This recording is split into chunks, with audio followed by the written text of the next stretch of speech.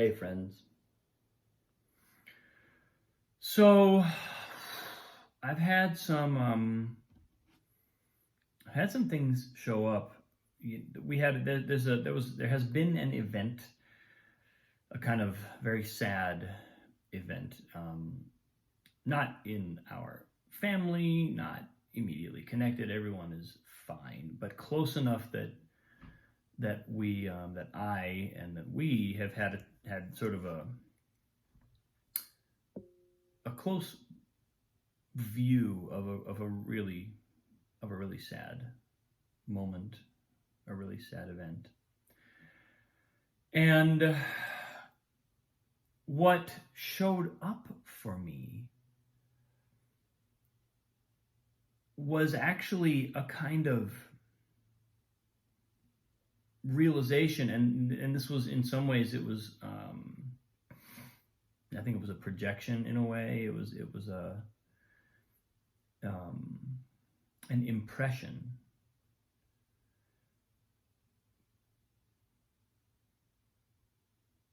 around, funny enough, around leadership, because something about witnessing something really pretty devastating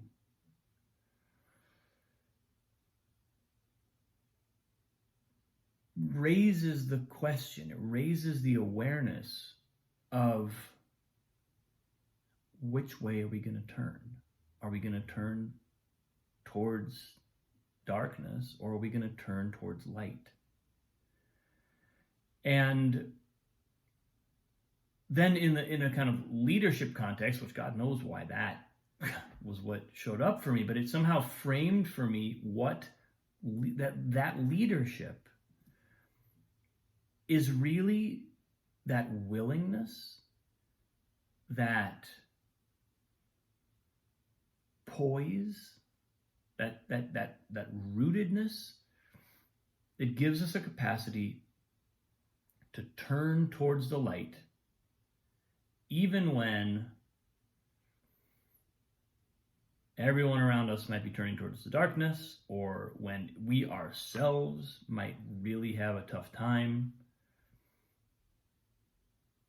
choosing that because it feels like forces are dragging us down, or whatever it is. But I think that willingness to choose the light, and then you know, this sort of macro impression that I was receiving, then very quickly also started to apply on all other scales, because, you know, I thought about the way that I respond to my daughter when she's refusing to practice, like I talked about yesterday, or what my position is, what position I take when something in Annalise's life doesn't quite go the way she wants it to, or when she is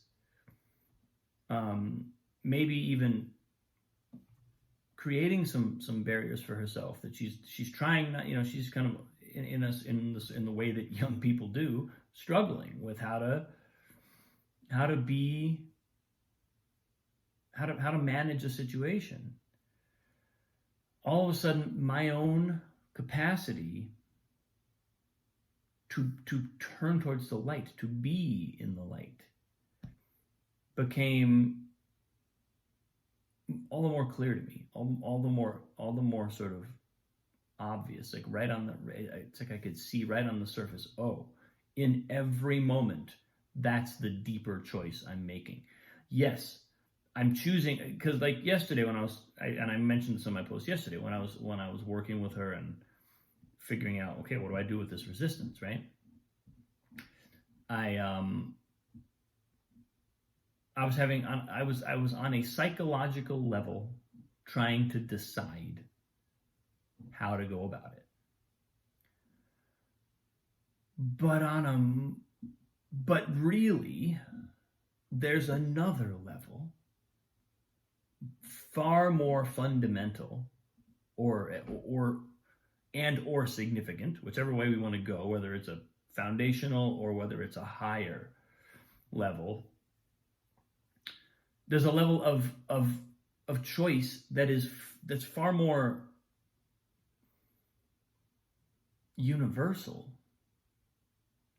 I'm choosing engage with this as the light, or engage with this like it's a problem, and usually when we say this is a problem, there's some way in which we're not aware of the gift that the moment is bringing, that the difficulty is bringing, that the particular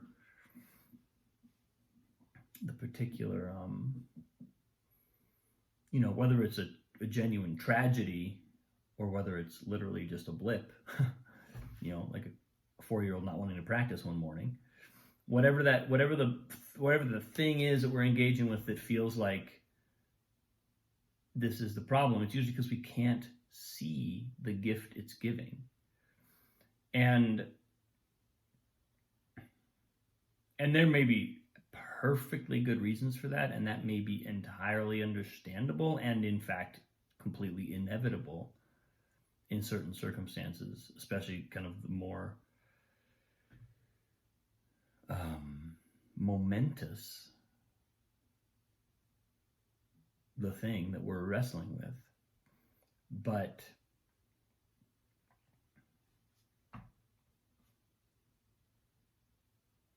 that's what we're choosing. We're choosing whether we're turning towards the light or turning towards the darkness. And the fact is, then on that kind of psychological level that I found myself on yesterday,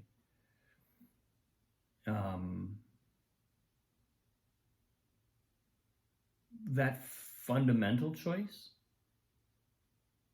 light or dark, is it's what puts the options on the table for the psychological mind to employ. If I've made that deeper choice to go towards the light, then my mind is going to only survey those options, and it's going to be propelled by an energy of that choice. So ultimately, that's why analysis of like, how did I handle that on a level that doesn't take into account this deeper choice is totally irrelevant. It's never going to really yield much insight. Analyzing the psychological level doesn't really yield much insight in that way. We got to know where are we coming from, and what's our existential choice. I think that's a good way to put it. It's an existential choice. And it happens fast. Like I noticed what happens, this morning I noticed that I was practicing with Annalise. We were a little short on time, and which always makes me want to get stuff done so we actually get through our practice for the morning. We get through some of the exercises. And at one point, Annalise said something. She wanted to do something different than what I had in mind, and I usually give her the choice. Okay, what are we going to do? She tells me with some gentle encouragement from me. But then once we made that choice, then it's like, okay, well, how? And then she was basically like just stalling in one of our activities, and I got this like energy hard. Oh, okay, now I need to put it. Now I wanted to like move us along, and immediately it was like as soon as I brought that energy, Annalisa went and like lay down on the ground, and it was like I punctured a balloon. And man, I was like, okay, I now, and so then I kind of switched back to an energy of, I basically remembered. I was like, oh, right. When I employ that energy, it doesn't matter what I say, the effect is to deflate her, and it's not that she doesn't have to learn consistency and regular practice. Those are all important, but what is the character, what flavor, how does her consistent practice taste? That's what I'm modeling. How does it taste to her every morning when she gets up and does this violin practice? Is it, yes, I get to engage with this.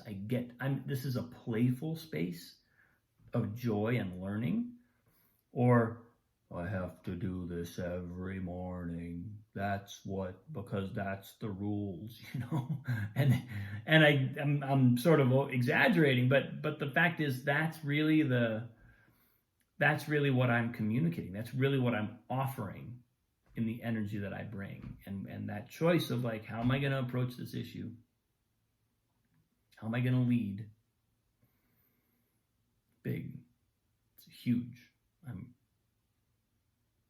It's like, what food am I feeding her every morning?